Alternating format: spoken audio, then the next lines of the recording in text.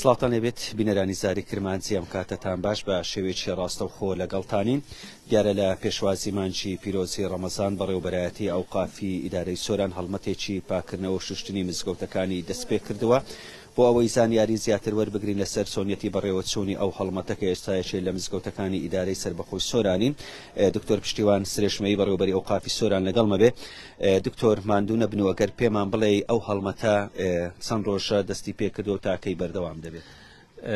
بەناوی خوای گەورە و میهرەبان سەرەتا هاتنی مانجی ڕەمەزانی پیرۆز لەسەر جەم مسلمانان پیرۆز دەکەین و بە تایبەتیش مسلمانانی خەڵکی برین ئیدارەی سەربەخۆی سۆران و ئینشاءڵڵا مانگێکی پڕ لە خۆشی و پڕ لە بەرەکەت و پڕ لە خۆشگوزەرانی ئەبیچن بۆ سەرجەم مسلمانان لە جیهاندا و سەرجەم مرۆڤایەتی و بە تایبەتیش خەڵکی کوردستان و ئیدارەی سەربەخۆی سۆران. ئێمە وەکو ئەرچی خۆمان وەکو بەڕێوەبەراتی ئەوقافی ئیدارەی سەربەخۆی سۆران لەسەر ڕاستپاردەی وەزارەتی ئەوقاف و کاروباری ئاینی و تایبەت وەزیری ئەوقاف هەڵمەتێکی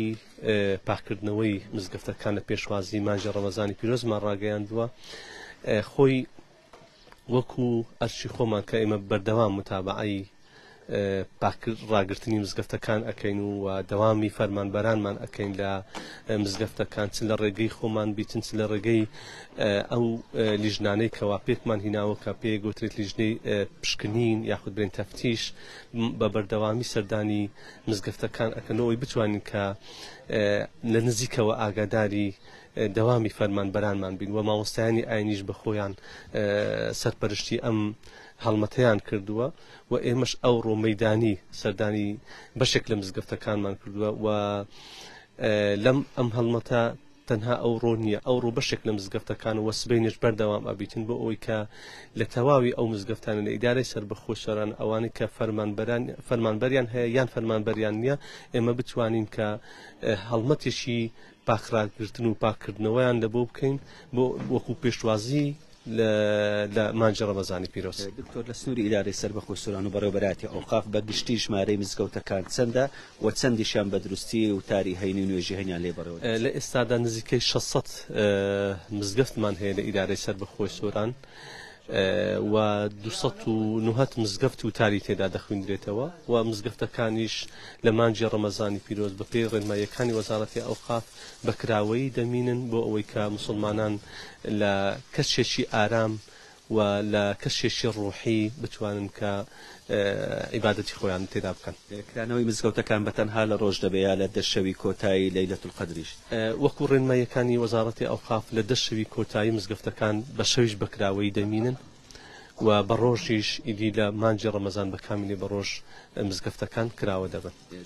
ڕۆژمێرێکت لە دەستا گەر ئەوەش بۆ بینەرانی زاری کرمانجی ڕوون کەیتەوە ئەمە کاتی بانگدانە بە پێی ئاسۆی شاری هەولێرە تایبەتە بە ئیدارەی سۆران. ئەو ساڵ عفوان ئەو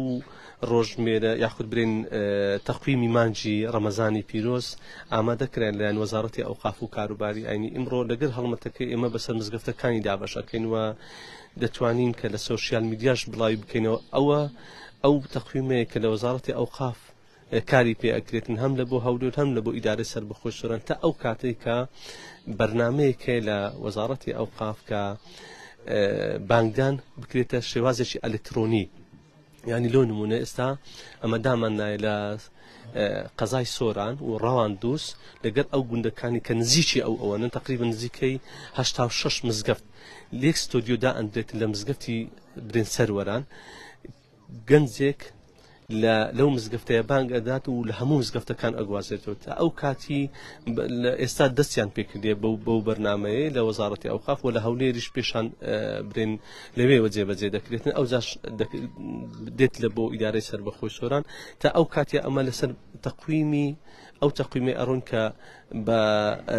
ئاسۆی پارێزگای هەولێر و دەوروبەرێتی. یعنی هیچ ڕۆژمێرێکی تایبەت بە ئیدارەی سۆران چونکە ساڵی ڕابردوو هەندێک لەوەی دروست بوو لەوەی کە کاتی بانگدان یا ئیمساکردن لە مزگەوتێک بۆ مزگەوتێکی تر لە شارێک بۆ شارێکی لە ئیدارەی سۆران گرفتێکی هەبوو لە لای خەڵکەوە سار ئەمە کۆنتڕۆڵەکرێت؟ بەڵێ ئێمە لیژنەی ڕێخستنەوەی کاتەکانی باگمان لە ئیدارەی سەربەخۆی سۆران دروست کردووە بە هەمانجی لە گەرزانکۆی سۆران و مامۆستایانی ئاینی و لقی سۆرانی یەکێتی زانایان و ئەو لیژنەیە کاری خۆی کرد نزیکەی حەف دانیشتنیان کرد دانیشتنی زانستی لە زانکۆی چرکە مامۆستایانی ئاینی لە بینی خۆیان و ئەو برین لیژنەیە راپۆرتی تایبەتی خۆی بەرز کردیتەوە لە بۆ وەزارەتی ئەوقاف و کاروباری ئاینی ئەو کاتکە ئەمە ئەو بانگانەی کۆنتترۆل کرد لە شێوەی ئەلکترۆنی و بەرمەجەین کرد بە ستۆدیۆ لە بۆ هەموو مزگەفتەکەن ئەو کات دەتوانین ئەو تەقویمەی کە تایبەتە بە ئیدارەی سەربەخۆی سۆران جێبەجێ بکەین. ئێستا خۆشبی کاک دکتۆر ئەگەر ڕۆژمێرەکەم بدەیت زیاتر بۆ بینەرانی ڕوونکەینەوە کامێرەمان هاوکارم بێ ئەمە ڕۆژمێرێکی تایبەتی وەزارەتی ئەوقاف و کاروباری ئاینیە تێدا کاتی بانگدان ئیمساک بۆ مانجی ڕەمەزانی پیرۆز بە ئاسۆی پارێزگای هەولێرەوەتە تایبەتنی هەر بە ئیدارەی سەربەخۆی سۆران بەڵکو ئەمە یەکێکە لەو ڕۆژمێرانە و لە ئەمڕۆشەوە بەسەر مزگەوتەکان دابەشەکرێ وەکو ئێستا دەبینین ئەوە هەڵمەتی شوشتن و خاوێنکردنەوەی مزگەوتەکانی ئیدارەی سەربەخۆی سۆران دەستی پێکردووە لە سنووری بەڕێوەبەرایەتی ئەوقافی سۆران وەکو دکتۆر پشتیوان ئاماژەی پێکرد کە نزیکەی 600 مزگەوت هەیە زیات نزیکەی 300 مزگەوتیش وتاری هەینی تێدا ئەخوێنرێتەوە ئەمڕۆ لە پێشوازی مانجی پیرۆزی ڕەمەزان ئەو هەڵمەتە دەستی پێکراوە وەکو دەبینن ئەو هەڵمەتە بەسەر پەرشتی بەڕێوەبەرایەتی ئەوقافی سۆرانە تەواوی مزگەوتەکانی ئیدارەی سەربەخۆی سۆرانەگرێتەوە من مەبەسمە لەگەڵ مامۆستا عەبدولسەمەدیش گفتوگۆ بکەم مامۆستا گەربەیتە لای من سڵاوتان لێ بێ و گرنگی ئەو هەڵمەتە و پاک و خاوێنکردنەوەی مزگەوت لە چی ئەبینیەوە. وعليكم السلام ورحمة الله وبركاته بخير بن سرسام خواهي قوري أزر پاداشتی اوج برازش بداتوا والله سپاس بو رب العالمين اما تواني من الحمد لله للرقاي بروبراتي اوقافي سوران براس دكتور پشتیوان خواهي قوري أزر پاداشت بداتوا كاقاداري كردينوا بۆی کە هەڵمەتێک بکەین و بۆ پاکژ و خاوێنکردنەوەی مزگەوتەکانمان بەهۆی هاتنی مانجی پیرۆزی مبارەکی ڕەمەزان کە خۆمان بۆ ئامادە بکەین کە مانگەشی پڕخێر و بەرەکەتە خی گەورە ئەزر پاداشی بداتەوە و ئێمە هەمومان ئەلحەمدوللیلا خادیمەکان و هەم بۆ خۆشم ئامادە بووین و لە بەیانیەوە تاکو ئێستاش هەر بەردەوامی لە پاککردن و خاوێنکردنەوەیدا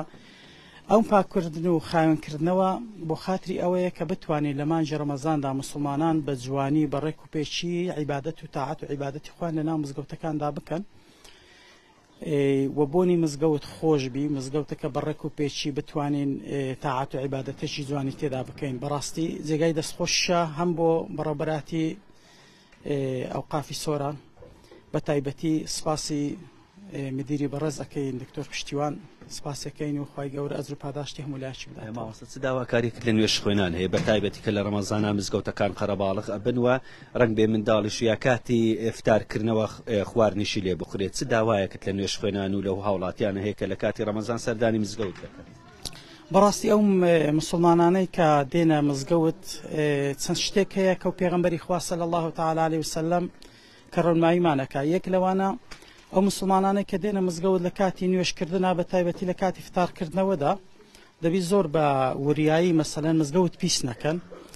بە تایبەتی ئەو مزگەوتانێک کە خواردنیان لێ ئەخورێ مزگەوتەکە پیس نەبێ و داواکاریەکی تریشم هەیە بۆ هەموو مسلمانان کاتێک کە دێن بۆ مزگەوت لەکە بە تایبەتی لە کاتی تەراویحدا حق وەکو پێغەمبەری خوا صلی الله تعالی علیه وسلم فەرمی ئەوانەی کە سیر و پیواز ئەخۆن نێزشی مزگەوتەکان نەکەونەوە بەڕاستی پێویستە مسلمانانێک کە لە کاتی بانگ شکاندنە و لە کاتی نانخواردنە خۆیان بپارێزن لە سیر و پیوازە بۆی مسلمانان ئیزعاز نەبن و داواکارشم لە هەموو مسلمانان کە دێنە مزگەوت بپارێزن و پاک و خاوێنی چونکە ئەمە بڵێن ئیلا تەنها خادیم مزگەوت خاوێن بکاتەوە تەنها بە خادیم ناکرێمە دەبێ مسلمانانیش هاوکار بن بە حقت لە پاک و خاوێنی مزگەوتە بۆی داواکارم لە هەموو مسلمانان کە مزگەوت بە پاشی ڕابگرن سپاس بۆ تۆ کەوا لەگەڵمان بووی بەڵێ بینەرانی زاری کرمانجی ئەوەی بینیتان هەڵمەتی پاکردنەوەی مزگەوتەکانی ئیدارەی سەربەخۆی سۆرانە دواتر ئەوە لێژنەی بینینی مانگ لە وەزارەتی ئەوقاف و کاروباری ئاینی بڕیار لەسەر ئەوەدا کە ئەخۆ ڕۆژی 11 مانگ یەکەم ڕۆژی مانجی پیرۆزی ڕەمەزان دەبێت چونکە لە ئەمڕۆ ئێواریا سبەی لێژنەی بینینی مانگ لەسەر ئەوەدا ئەنیشێتن بۆ ئەوەی یەکەم ڕۆژی ڕەمەزان یەکلایی بکاتەوە بۆ ئەم ساڵیش ئەو هەڵمەتە بەردەوامی ئەبێ لە سبەشەوە هەڵمەتی خاوێنکردنەوەی مزگەوتەکان بەردەوامی ئەبێ ئەوەی لە دەستی منیش بۆکو ئاماژەمان پێکرد ئەوە ڕۆژمێرێکی بەڕێوەبەر وەزارەتی ئەوقاف و کاروباری ئاینیە لە کاتی بانگدان و ئیمساکە بە ئاسۆی شاری هەولێر و دەوروبەری بۆیە وەزارەتی ئەوقاف ئێوێ کاتی ڕێخستنەوەی بانگدانیش بە تایبەتی لە سنووری ئیدارەی سەربەخۆی سۆران ڕێک بخرێتەوە.